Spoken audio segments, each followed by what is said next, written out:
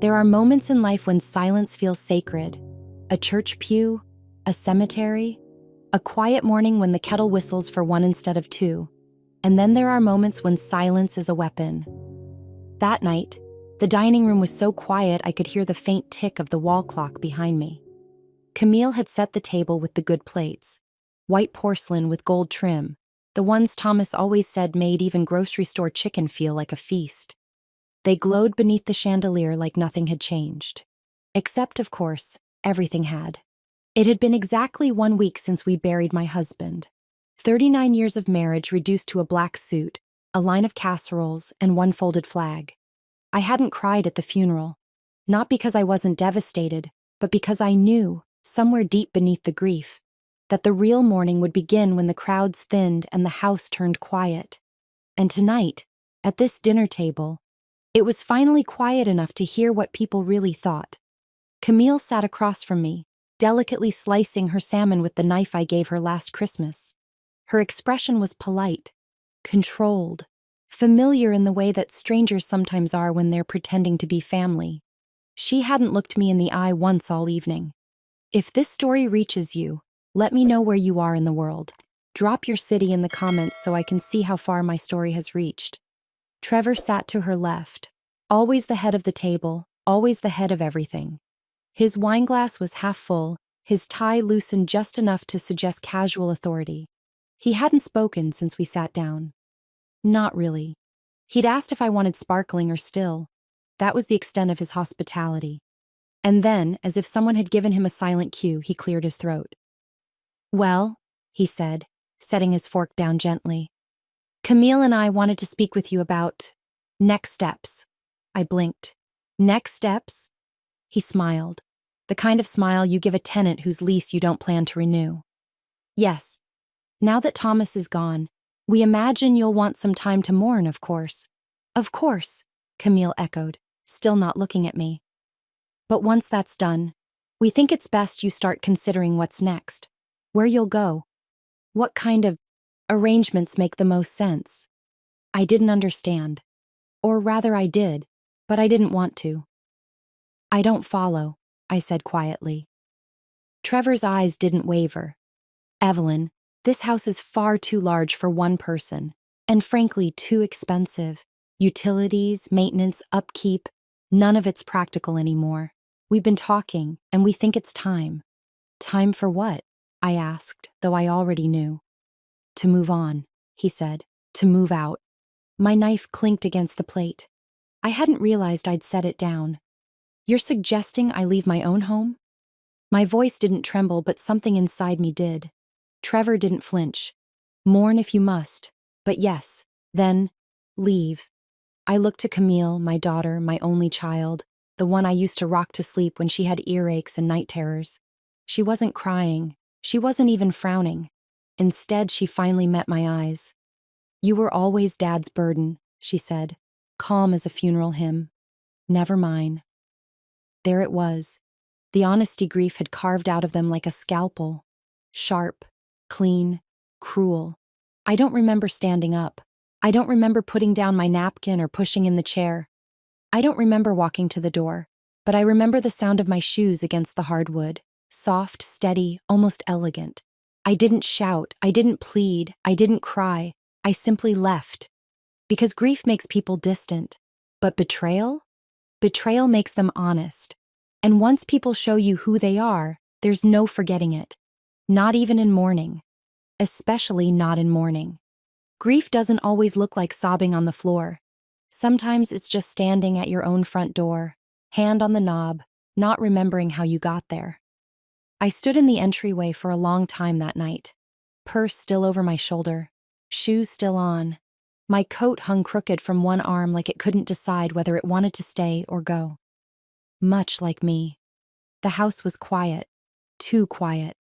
Even the refrigerator, that old rattling thing Thomas kept meaning to replace, had gone still. Like it too had heard what was said at dinner and decided not to interrupt. I took a slow breath, then walked toward the stairs. My knees ached. The railing felt colder than usual beneath my palm. Each step creaked, a familiar complaint of old wood, but tonight it sounded different.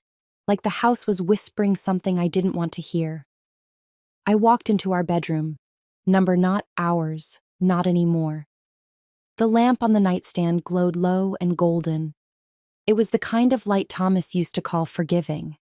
Dim enough to hide wrinkles, soft enough to make anyone look younger.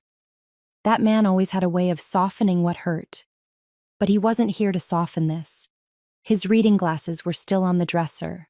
His slippers by the bed, angled just the way he left them the night before the heart attack. I sat on the edge of the mattress slowly, like if I moved too quickly the grief would catch up. And it did. Not loudly. Not with tears or screaming. Just wait. Like someone had placed a stone slab on my chest and asked me to breathe through it. That dinner scene played in my head like a broken reel. Trevor's voice too smooth. Camille's eyes too dry. You were always Dad's burden. Never mine. Funny. I'd raised her better than that. Or at least I thought I had. I walked out without a word, but my silence was not surrender. It was recalibration. A moment to retreat and reassess. Like when a storm catches you mid-garden and you know better than to keep digging. You go inside, you wait, and you plan. I pulled the Afghan up over my lap. The one Thomas's sister crocheted for our 25th anniversary. It had started to unravel at the edges. I'd meant to fix it. Now I wasn't sure I would. Maybe some things are meant to fall apart when their purpose is done. Thomas had warned me about this. Not directly, never in a way that would alarm me, but in the little ways, those nudges masked as casual remarks. Don't sign anything without reading it first, Eve. Never rely on what people say at holidays. Rely on what they do when no one's watching. Keep copies. Trust the paper, not the promise. At the time, I thought he was just being cautious. Or maybe protective in that overbearing way husbands can be when they've read one too many articles about scams and identity theft. But now I could hear the subtext he'd never said aloud. He'd seen something in Camille, in Trevor. Or maybe he'd simply seen what grief does to people, the way it opens the door to resentment, entitlement, truth. And so he'd prepared. For something. For this? I looked at his drawer. He kept everything organized. Paper-clipped, labeled, filed, bank statements, mortgage notes, insurance documents. I used to tease him about it. What's all this for, Thomas? You planning to pass on and leave me a homework assignment? He'd smile, fold the drawer closed, and say, No, sweetheart. I'm planning to pass on and leave you protected. At the time, I rolled my eyes. Now I wasn't so sure it had been a joke. I glanced toward the desk.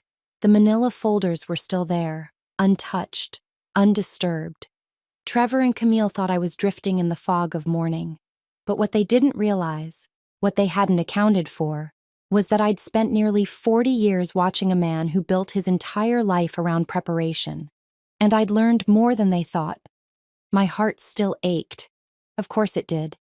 But beneath the ache was something else forming, slowly, quietly, like steel cooling into shape.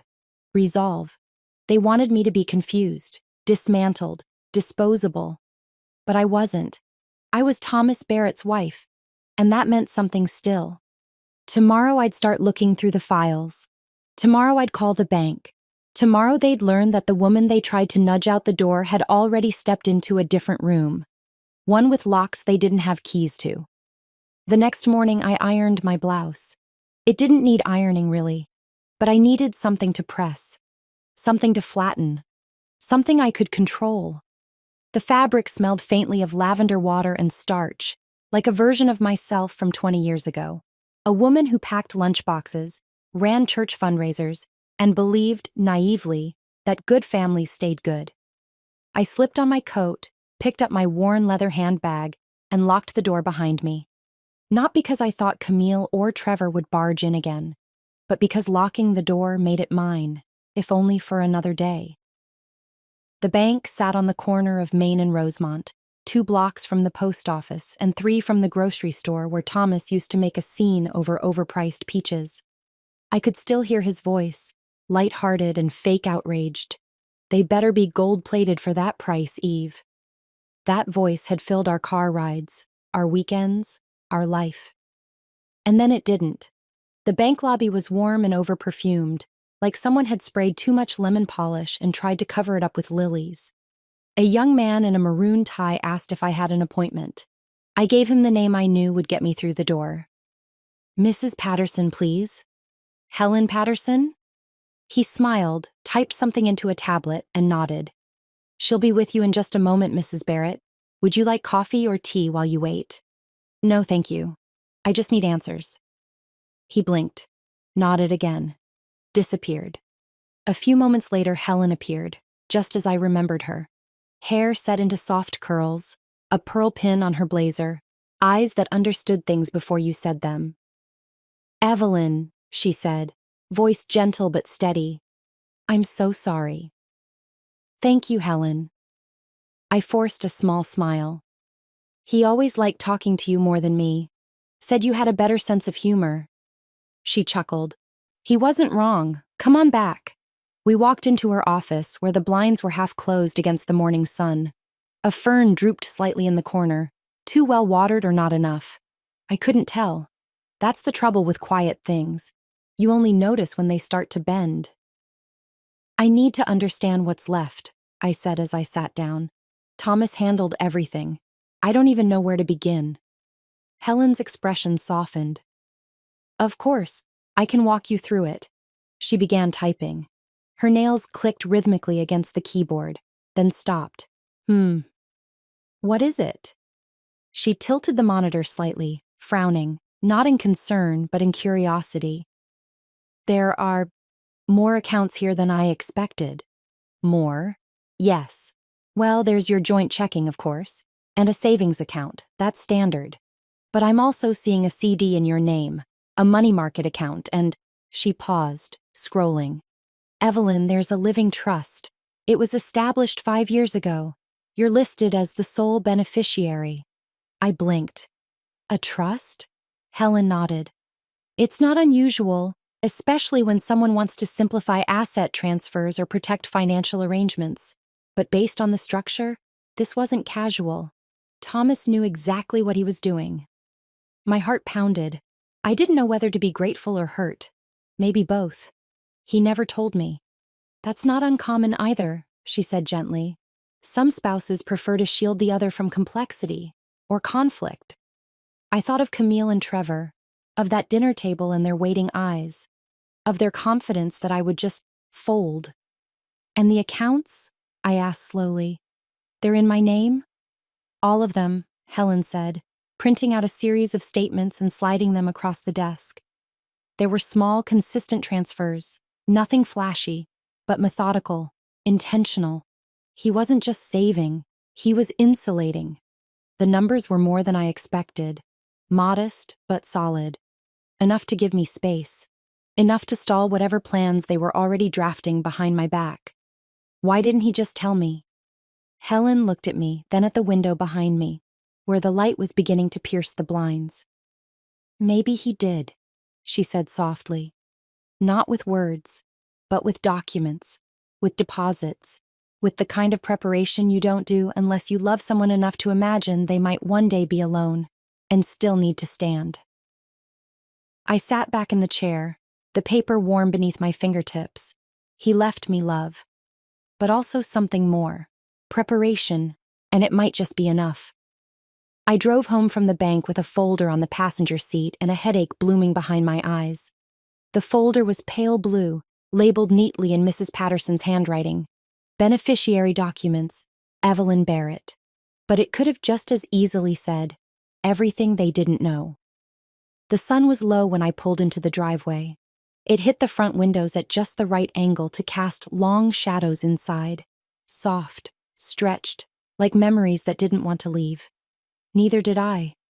But I knew now the house was no longer mine in the way they thought it was.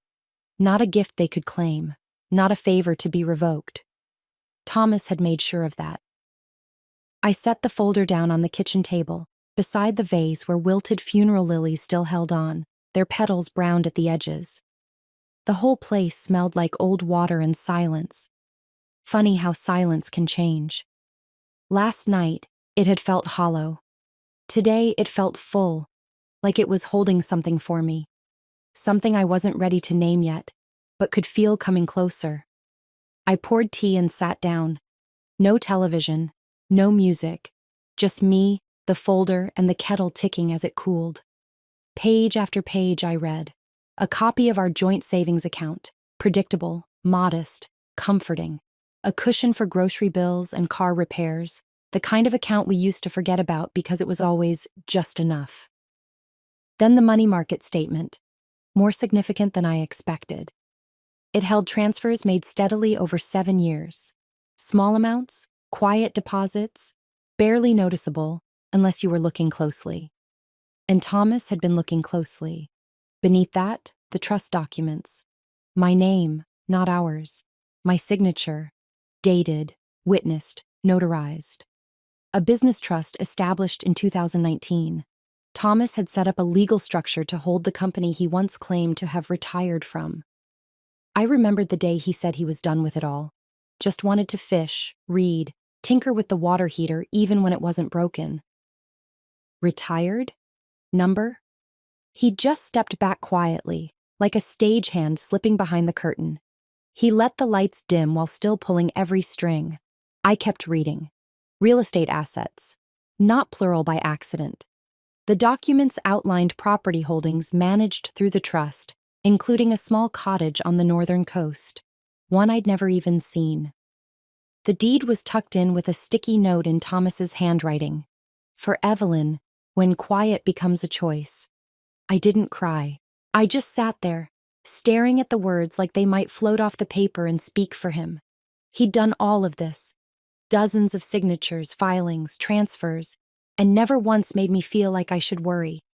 While I was busy hosting birthday dinners and folding laundry, Thomas was building a fortress. Brick by brick, paper by paper. I'd been a bystander to my own protection plan, and Camille had no idea. Trevor, for all his calculations and smug efficiency, had no idea. They thought I was drifting in grief, that I'd crumble if they pushed just a little harder. But the foundation they were so eager to bulldoze wasn't theirs. It never had been. It was in my name. Mine. I looked around the kitchen, at the ceramic rooster Thomas had hated, at the little magnet Camille brought back from Paris when she was 20 and still called me Mom without flinching, at the pale yellow paint we chose together because it reminded me of spring. They saw a house full of aging wallpaper and outdated fixtures. I saw something else now. Leverage. And the terrifying thing, for them, was that I hadn't even used it yet. I stacked the papers back into the folder, careful, deliberate, like handling something sacred. I didn't know what tomorrow would bring, or the day after. But I knew one thing. Trevor and Camille were playing a game I hadn't even joined yet. And I was holding the rule book.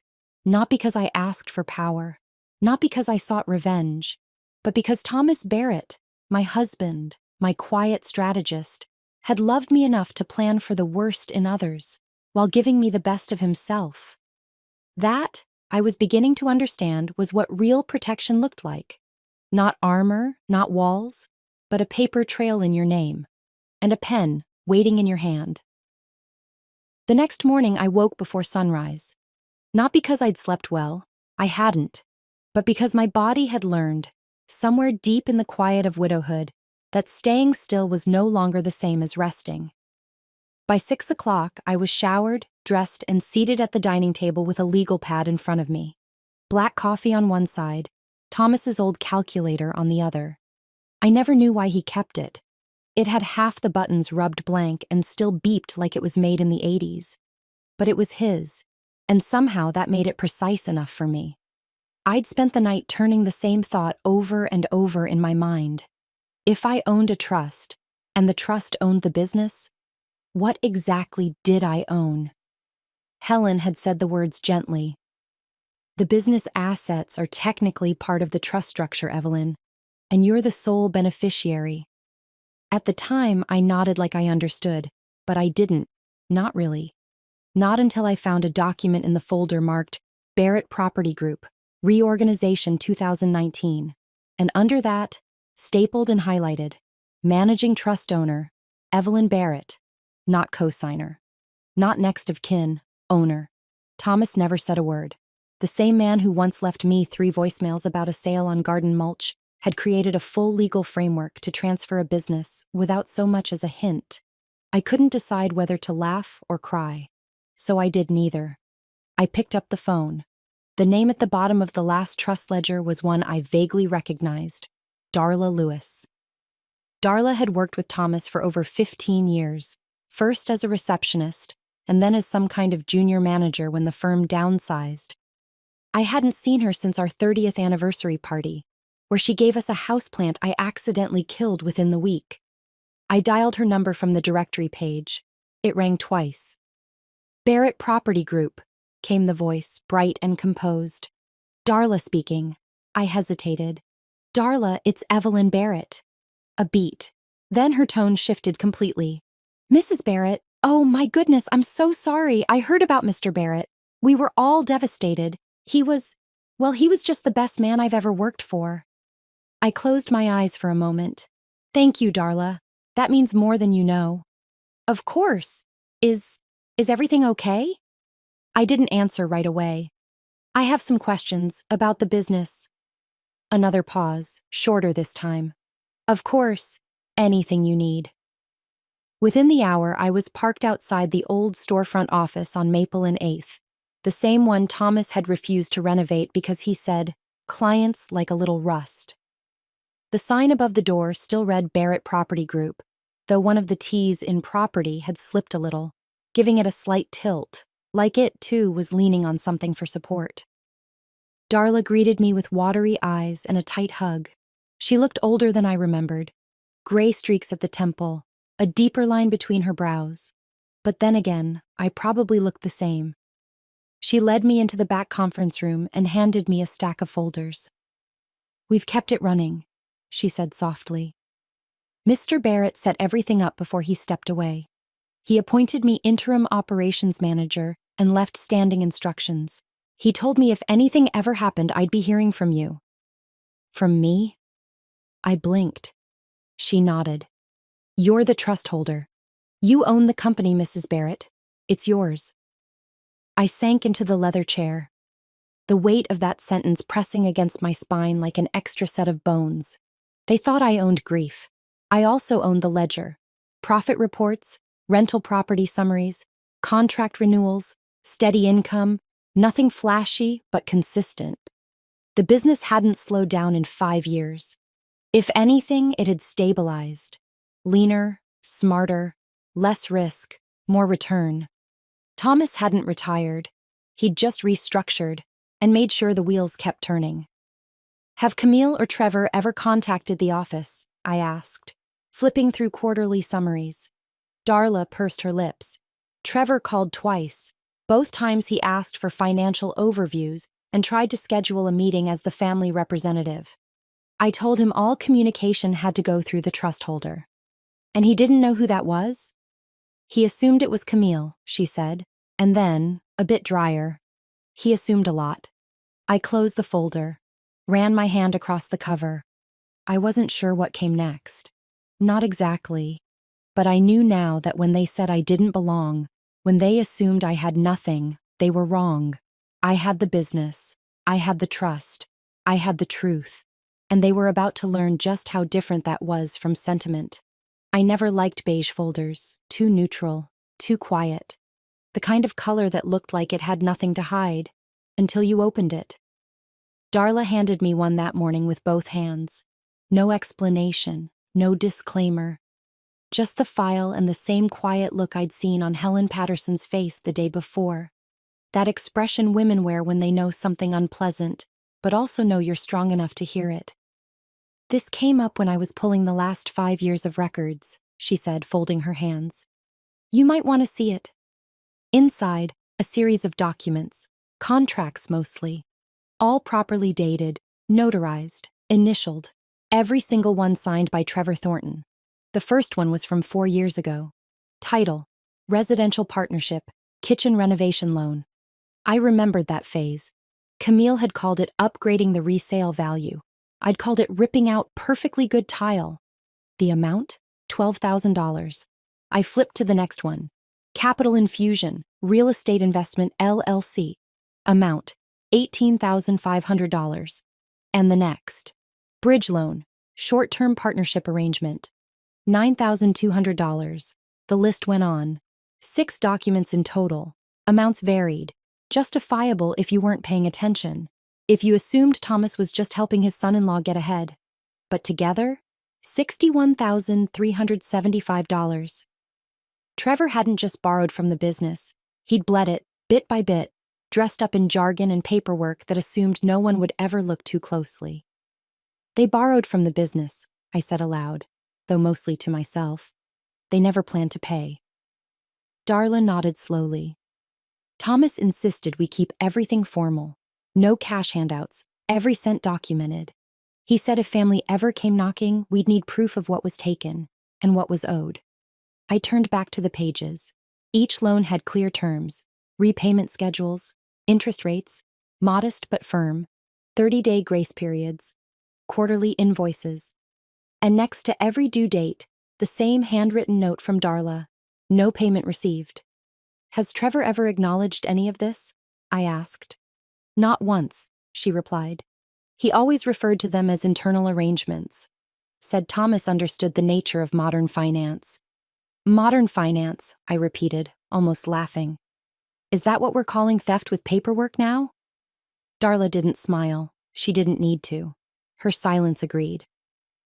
I stared at Trevor's signature. Neat cursive.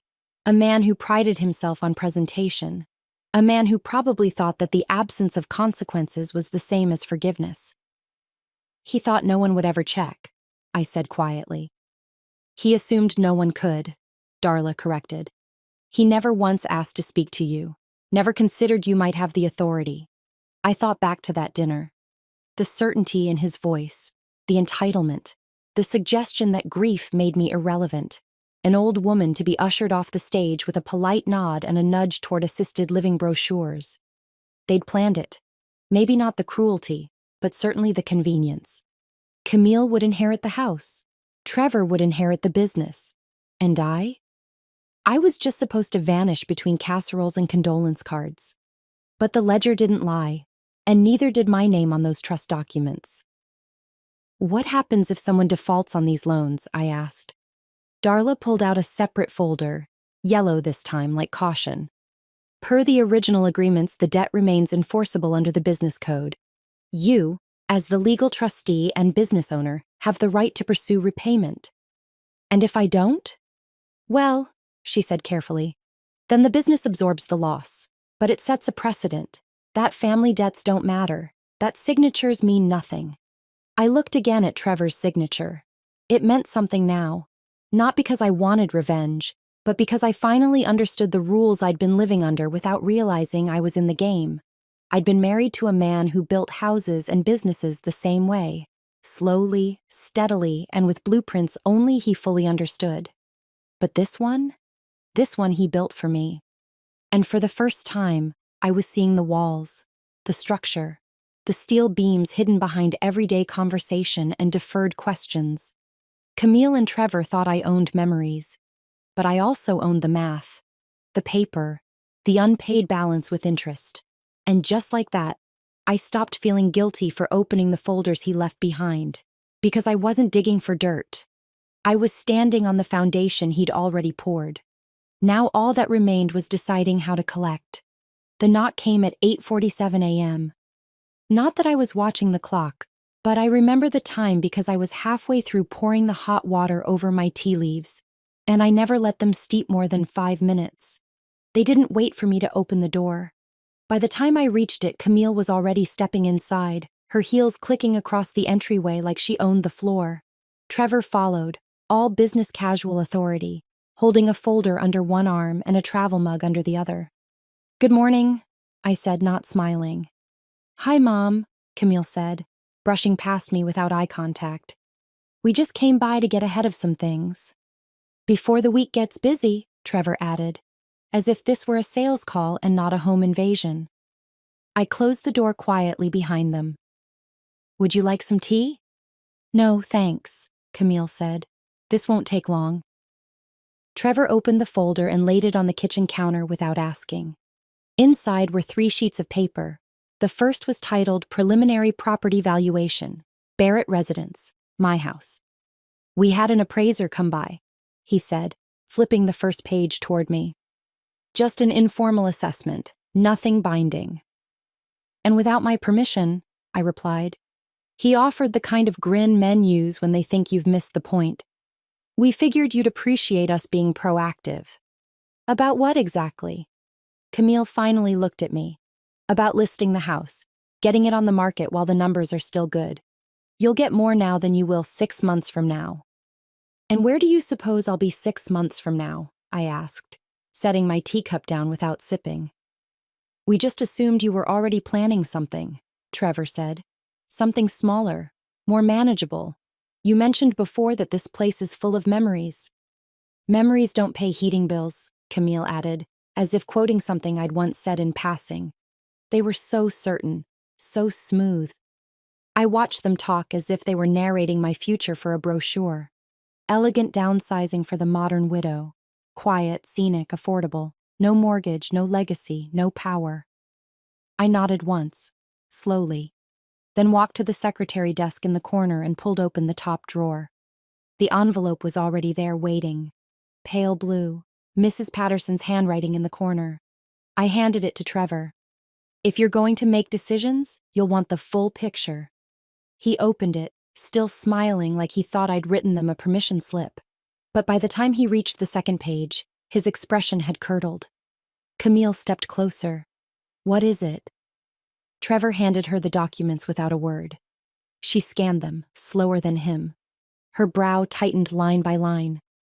"This says the house was mortgaged," she said finally. "It was. By Dad. Yes.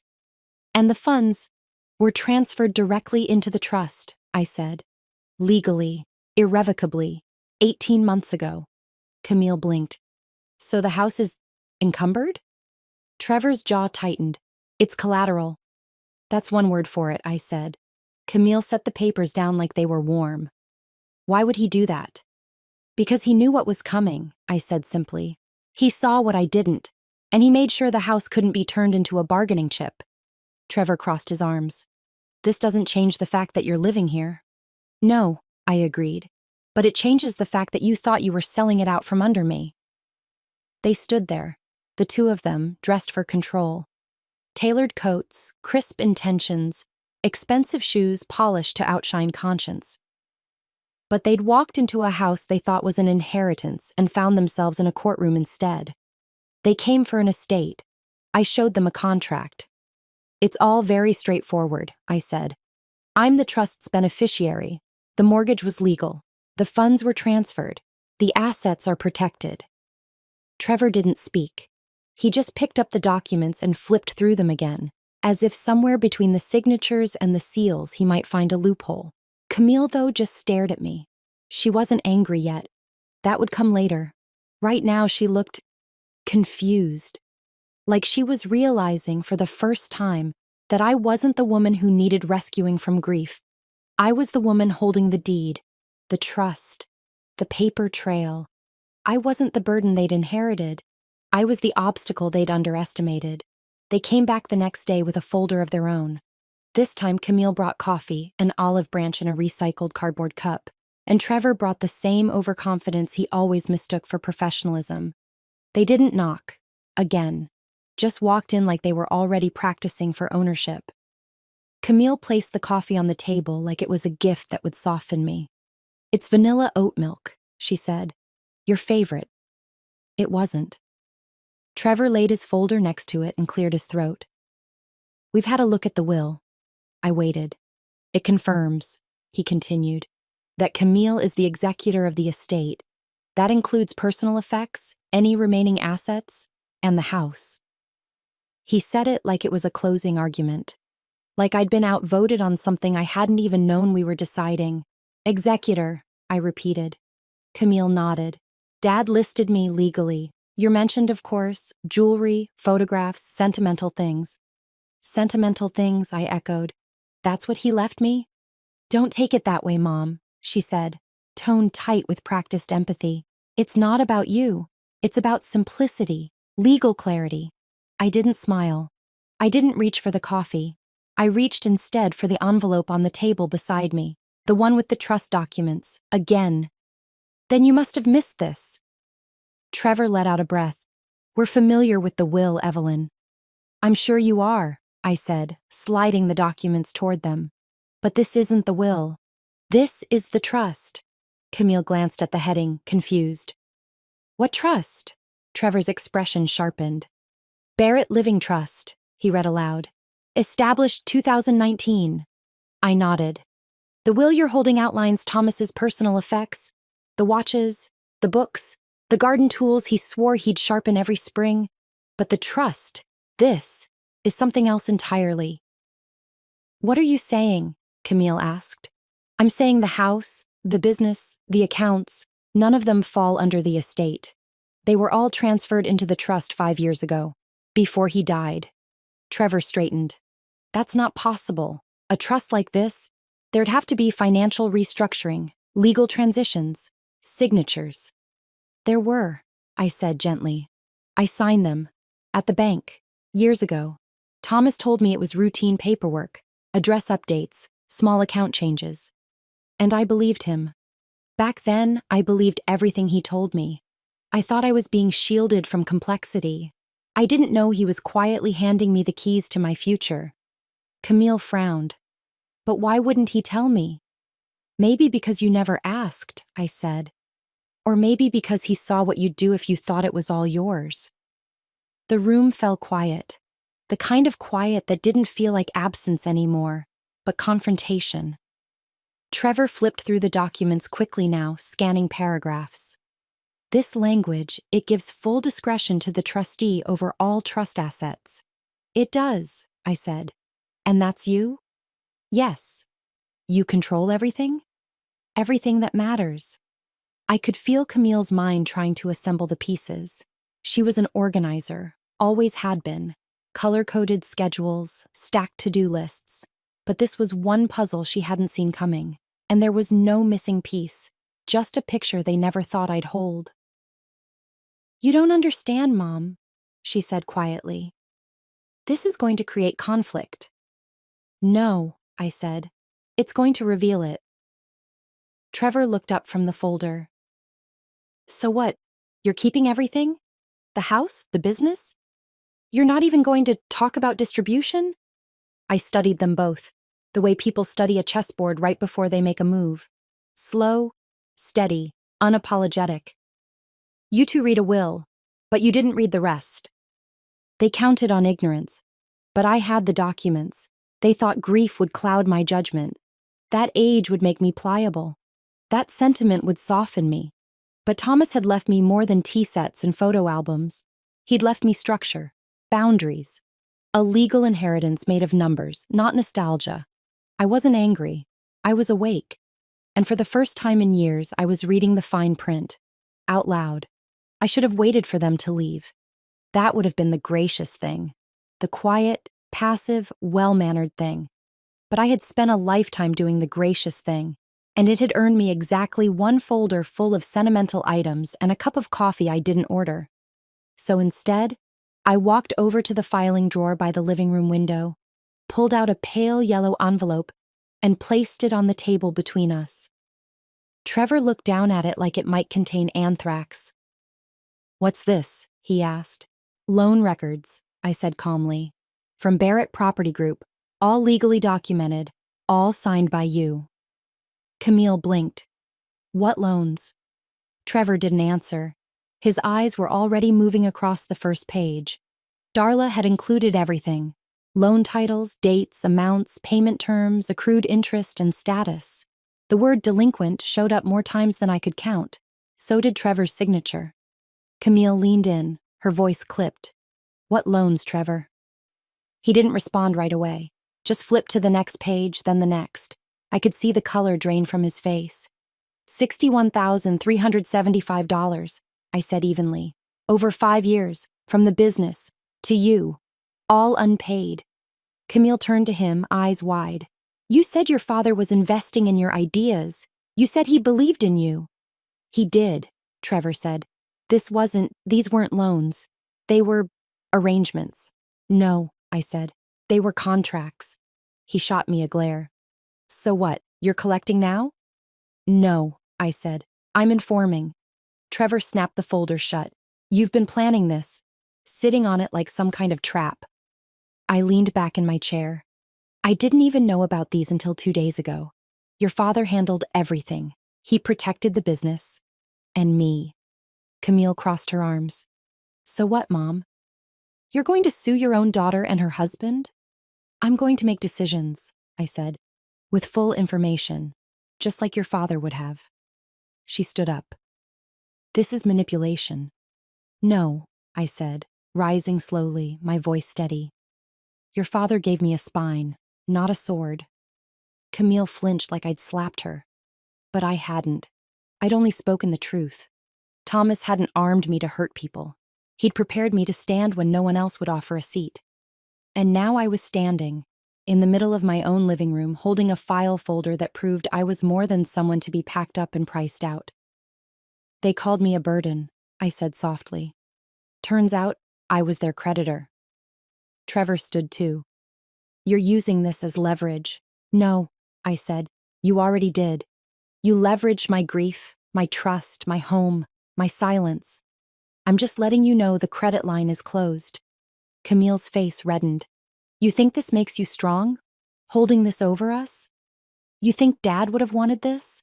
Your father, I said, wanted me to be safe. He wanted the business he built to remain intact, and he wanted the people who took from it to be accountable. Trevor shook his head. This is ridiculous. No, I said. This is legal. There's a difference. I didn't yell. I didn't raise my voice. I didn't even look away. I simply held my ground, like Thomas used to when someone tried to haggle on a house he knew was worth more than the asking price. Then what now? Camille asked, quieter now. You plan to take us to court? I sighed. I don't plan anything right now, except to finish my tea. Maybe call Darla, review the trust with the lawyer, and sit in the garden, which is still mine, by the way. They didn't speak, because for once they had nothing to say. I gathered the folder and slid it back into the drawer. You can let yourselves out, I said, moving toward the hallway. But take your time. Walk through the house. Look at the wallpaper, the window panes, the corners you didn't build, and the ceilings you never painted. I paused. Because the next time you come back, you'll do it as guests, not heirs. They left in silence, and for the first time in weeks, the house felt like mine again. Not because I'd reclaimed it, but because I'd remembered what it was built on. Not sentiment, not obligation, but truth, and names on paper, and one woman who finally knew what her worth was. I didn't expect them to come back so soon, but less than 48 hours later, there they were, standing on my porch in the same trench coats, the same stiff expressions, as if the past week had simply been a scheduling error we could now tidy up with fresh paperwork. This time, I left the door open. You're lucky we didn't call first, Trevor said, stepping in like he was still entitled to the square footage. You're lucky I unlocked the door, I replied, motioning them toward the kitchen. Camille sat down without being asked. Her hands were folded, but her jaw was set. We talked to a lawyer, she said. Good, I replied, setting down my tea. So did I. Trevor raised an eyebrow. You're lawyering up now? No, I said. I've had legal counsel for years. The same one who drafted the trust, the transfer agreements, and, more recently, reviewed the loan documentation you signed. Camille flinched. Trevor didn't. Okay, he said. Then let's get to the point. What do you want? I looked at him, then at her, and for the first time in a long while, I didn't feel like someone's mother or someone's inconvenience. I felt like someone with terms. I want you to stay, I said carefully. If that's what you still want. Camille blinked. What? I'm offering you an arrangement. You want to remain in this family's orbit? Fine, but it comes with conditions. Trevor crossed his arms. Such as? You begin repaying the debt, I said. We set up a formal repayment schedule, legal agreements, installments, no more silence and no more favors disguised as family loyalty. Camille's voice cracked. Are you serious? I nodded. Dead serious. Trevor let out a breath and pushed away from the table. You've lost your mind. No, I said. I've finally found it. He paced to the far side of the kitchen, rubbing the back of his neck like he was solving a math problem that kept changing its terms. Camille sat still, staring at the wood grain of the table. This is extortion, she said finally. You're holding our relationship hostage. No, I said. I'm holding my dignity intact. You asked me to leave my home, called me a burden, treated me like a liability to be processed. And now you want revenge? Trevor snapped. I stood, slowly, calmly. You asked me to leave, I said. And I didn't argue. I walked out with my grief and my silence. But here's the thing. Grief passes. Silence breaks. Trevor grabbed his coat. We're not going to be blackmailed by a woman with a folder and a memory. No, I replied. You're going to be held accountable by a woman with a lawyer and a ledger. He opened the door. Camille hesitated. Her voice was quieter this time. You really won't reconsider? I already have, I said. More times than I can count. And every time I found the same answer. I'd rather be alone with my truth than surrounded by people who only love me when I'm quiet. Trevor looked at her. Let's go. Camille lingered one moment longer. Her eyes scanned the room, the counter where I used to bake birthday cakes, the chair where her father always read the Sunday paper. She didn't say goodbye. She just left. The screen door clicked shut behind them. I didn't cry. I didn't shout. I didn't watch from the window to see if they turned around. Instead, I poured a fresh cup of tea and opened the folder from my lawyer. There it was, in clean type. In the event of challenge to the trust, the trustee reserves all legal rights. They thought I would beg to stay. Instead, I offered them the courtesy of doing the same. They declined, but they were the ones who suggested an exit. I simply pointed to the door. The house was small, modest, the kind of place realtors call charming because there isn't enough square footage to say anything else. But it had a view of the sea, and for the first time in a very long time, I had no one telling me which walls should be gray or which furniture matched the resale value. The deed was tucked inside a file marked Barrett Living Trust, Coastal Property. Darla had handed it to me with a soft smile and no commentary, though her eyes said everything. He bought it for me, quietly, carefully, months before his health began to fail. The trust had purchased it outright, no mortgage. He listed it as a retreat investment property in the legal documentation. But the linen curtains and soft oak floors told a different story. So did the clawfoot tub he knew I always wanted but never asked for. And the blue-painted kitchen cabinets, exactly the color of the teacup I kept beside our garden chair. It wasn't just a house. It was an apology, a promise, a final act of listening. They took comfort. I took control, and I moved in. The first night I lit a candle, not because I needed light, but because I needed softness. The second night I opened every window, let the salt air fill the rooms, and slept without earplugs, without fear of raised voices or footsteps that felt like thunder. By the end of the first week, I had painted the bedroom a muted sage green and hung up a watercolor print I'd bought from a local artist years ago, but never displayed because Camille said it clashed with the living room palette. There was no one here to clash with now, only tide and time and whatever music I decided to play in the background.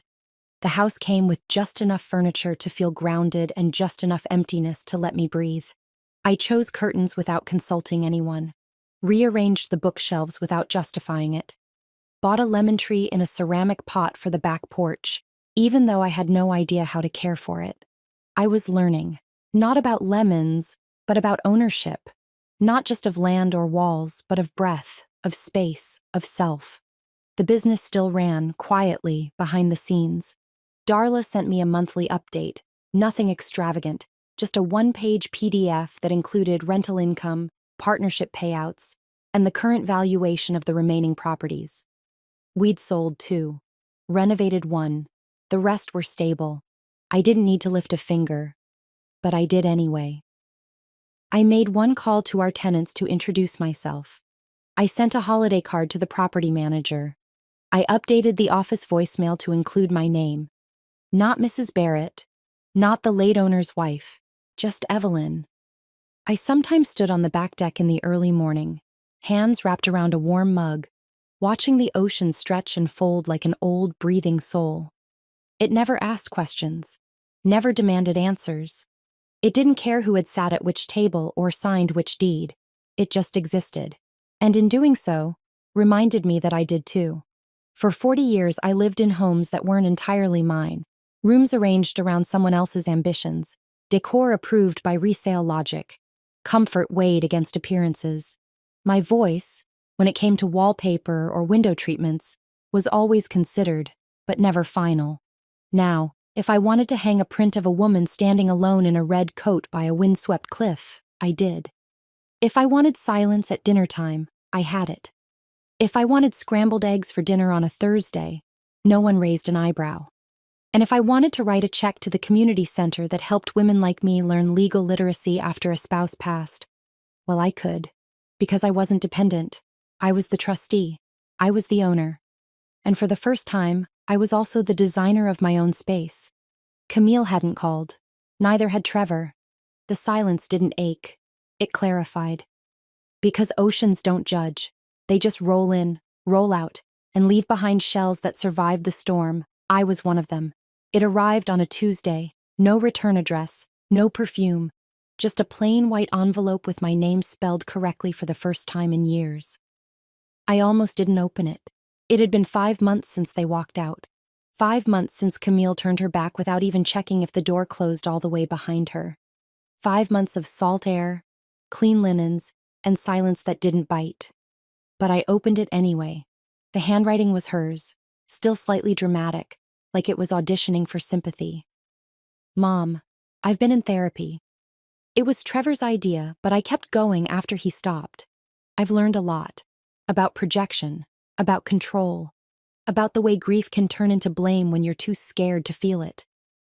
She had always been articulate when it suited her. Her father once called it her charm defense. I'm sorry for what I said. I'm sorry for what I didn't say. You didn't deserve to hear those things. Not after everything you gave up for us. Everything I gave up. Not shared, not discussed. Gave up. It wasn't new information.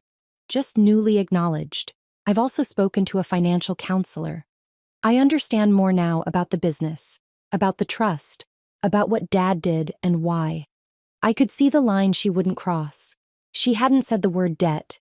She hadn't said stealing. She hadn't said repayment. Just understand, which is often what people offer when accountability is still too heavy to carry. I hope we can talk someday. I miss you. She underlined the word miss, twice. And then, love, Camille. No sign of Trevor. No mention of his name. Not even a passive we. Just her. I folded the letter carefully, not out of sentiment, but out of habit. I'd once folded permission slips, birthday money, and notes to her piano teacher with the same precision. I placed it back into the envelope and slid it into the drawer beside the matches and the grocery list pad I rarely use now. I didn't cry, because some letters are written for the sender, not the recipient. She thought this would be a bridge. But I had already built one, out of silence and bricks no one thought I could lift. I had walked across it months ago, and I wasn't standing on the other side waving a welcome flag. I had a lemon tree to water, a book club meeting that evening, a monthly rental report that showed the business was up 9% year over year. Camille, for the first time in her life, had to live without a script she could rewrite in her favor. I understood regret, but regret, when it comes late, wears the wrong shoes. It stomps across tile floors after the carpets have been replaced. It tracks in dust from doors no longer open. I didn't need her apology. I needed the space her absence gave me. The letter sat in the drawer like a monument, not to forgiveness, not to reconciliation, but to the gap between what is said and what is meant. Camille might one day believe that writing those words made her brave, but writing is easy. Living different is hard. Later that week, I walked down to the beach and let the wind speak louder than memory. A child was flying a kite with her grandfather. The string tugged against the wind, but he held it steady, patient. That was Thomas, holding everything steady, even when I didn't know he was. I whispered a quiet thank you into the breeze. Not for the house, not for the trust, but for teaching me how to stay upright when the people you love start to wobble. Apologies written in ink rarely erase intentions carved in stone. Camille had carved hers deep. And now I carved my boundaries deeper, not out of bitterness, but out of peace. Because love, too, needs locks and ledgers. And I finally had both. The invitation came printed on cream card stock, elegant and modest, like someone had whispered empowerment into paper. It was from a local women's resource group, hosted every third Thursday in a borrowed library room overlooking the marina. The letter said they were building community through financial clarity, and that someone had recommended me as a guest speaker. I almost said no. I wasn't a speaker. I was a widow, a woman with a lemon tree and a list of betrayals that still echoed on quiet nights. But something about that phrase, building community, stuck. Not breaking, not surviving, building. I wore navy that day, simple slacks. A blouse Thomas once said made me look capable and dangerous, in the way he admired. The room held 20 chairs, mostly filled by women who had been told they were lucky to be kept, grateful to be carried, or too emotional to understand money. Some had just lost husbands, others had just found their courage, and a few were still pretending their marriages were held together by more than routine. They weren't there to be rescued, they were there to learn. I didn't start with my story, I started with the numbers. 1 in 3 widowed women over 60 discovers hidden debt, I said. 3 heads nodded, 1 scribbled notes. No one looked surprised. I continued. 80% of married women will outlive their spouses, yet more than half say they weren't involved in financial planning during the marriage. A quiet hum went through the room, not shock, recognition. And then I told them about the day my son-in-law asked me to pack my things like I was an unpaid tenant in my own grief. About the trust my husband left behind. The business, the records. About the loans I didn't know I'd be repaid for. And the silence I chose to break, one boundary at a time. I'm not here to tell you to mistrust your family, I said. But I am here to tell you not to confuse love with liability, or sacrifice with silence. A woman in the back exhaled sharply. Document everything, I added. Even the things you think you'll never need. A pause. Because someday, someone may ask you to prove you belonged. I shared what Darla had taught me. How to read a ledger. How to ask questions before signing. How to understand the difference between a will and a trust. And why both matter. I told them how financial literacy is not betrayal. It's protection. Afterward, 3 women stayed behind. One had just buried her husband and discovered a second mortgage. Another had never opened a bank account in her name. The third was in the middle of a divorce and whispered, "He says I never contributed, but the house is in my name." I gave her my lawyer's card, and I didn't whisper back. That night, I sat on my porch with a blanket and the leftover banana bread someone had brought to the meeting. I wasn't glowing with pride. I was grounded in something sturdier, usefulness. Because for years, I thought my purpose ended with the laundry cycle, the dinner reservations, the thank you notes, and the way I smoothed over holidays that cracked at the edges.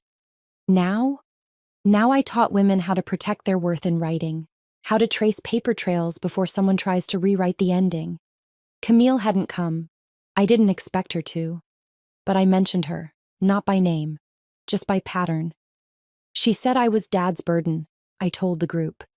But I was actually the one carrying the ledger that protected him. Some women cry in silence. Others learn to speak for the silenced. For the woman who never asked about the deed. For the wife who signed the papers without reading them. For the mother told she was selfish for asking what the family business paid. I didn't shout. I didn't scold. I just stood there, with my file folders, my lawyer's number, and a voice I didn't borrow. And for once, people listened. Not because I demanded it, but because I had proof. And because I finally believed I was worth hearing. The ocean didn't roar that evening. It hummed. a low, rhythmic breath that washed over the porch railing like it was trying to soothe something, though I no longer needed soothing. I sat in the armchair closest to the window, barefoot, the hem of my linen pants brushing against my ankles. The sky was all fire and surrender, rose gold and burnt apricot stretching across the water like a silk ribbon. It was the kind of sunset you could miss if you were too busy arguing about things that didn't matter. I'd missed too many like this already. Not anymore. On the side table beside me sat a single glass of Chardonnay. Not the brand Trevor once insisted was more palatable for guests. This was my choice. Light, crisp, and from a vineyard I found myself on a spontaneous drive along the coast. No maps, no permission slips, just me, the open road, and a debit card with my name printed alone. I lifted the glass and held it up toward the horizon, not in a toast to endings but to endurance. To Thomas, I whispered, for loving me in advance. He had done what so few ever think to do. He protected me after he was gone, not with poetry, not with promises, but with paperwork. He didn't assume love would be enough. He made sure I didn't have to beg for the home I built or barter for the respect I'd earned. He trusted that if the world turned cruel, I'd remember where the ledgers were kept. And I had. People ask me if I forgave them, Camille and Trevor. But forgiveness is such a noisy word. It demands a performance, a reckoning, a reconciliation that may not be safe or fair or even deserved. I didn't forgive them. I released them. There's a difference. Forgiveness says, I see you. Release says, I no longer need you to see me. Trevor never sent a word. Not a text, not a letter. Camille tried again once. A voicemail that began with, you don't have to call back, and ended with, I think about you every day. She didn't ask for money. She didn't mention the trust. And yet she still hadn't said the thing that mattered most. Not I'm sorry I chose him over you. Not I wish I'd asked what you needed instead of assuming you had nothing left to give. Just I think about you. Well, I think about her too. But thoughts aren't contracts. And regret isn't rent. The sun dipped lower. I didn't blink. Because there's something about coastal light that teaches you not to flinch. It arrives. It dazzles. It disappears. But it always returns. The house behind me was quiet, not hollow. The lemon tree had blossomed. The business continued to hum along, thanks to Darla's management. And every so often, I'd receive a handwritten thank you note from a woman who heard me speak, tucked inside a legal pad or a donation receipt to the local shelter. None of them knew about Camille or Trevor, but they knew about survival, about reinvention, about what it means to sign your name to your own life after decades of using someone else's ink. Freedom doesn't come from forgiveness. It comes from knowing you were always enough. Enough to be protected. Enough to be trusted. Enough to stand alone, not as an exile, but as an example. As the sun disappeared into the sea, I took one final sip and turned slightly toward the camera, the way you do when you're not just telling a story, but passing on a warning. And now I want to ask softly from you, have you ever had to protect yourself from your own family? Not to accuse, just to ask. Because I already know the answer.